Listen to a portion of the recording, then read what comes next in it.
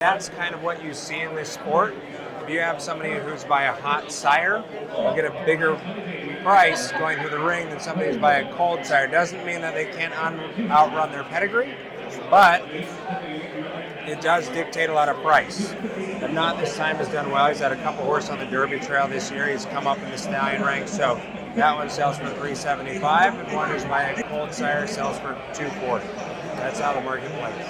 What you'll look at is when a stallion has its first crop, you'll want to see how they do as 2-year-olds. Everybody predicted Practical Joke was a very good 2-year-old, would throw horses that would want to be 2-year-olds. They came out running early.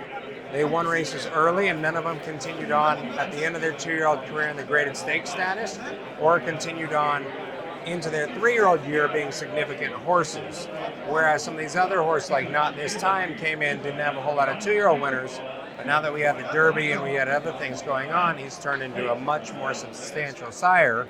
It wasn't his first season like Practical Joke last year, but he stamped himself a little bit more along the line. So things fluctuate in our business. Every stallion can throw a big horse, but you're looking for consistency. How often do they have big horses? How often do they have horses that want to run on?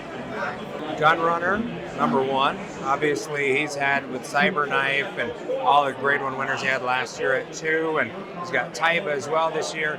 He's such a substantial stallion, and those horses are going to sell for massive premiums. The others would be Into Mischief. The others would be Not This Time. And that's kind of Uncle Mo always is. I mean, he's stamped himself as a solid sire, so they're always going to be expensive horses. Hurlings are always going to be expensive horses. But as the ones that are on the come up, you're going to see a lot more from Not This Time and Gun Runner this year than you did last year in terms of sales prices.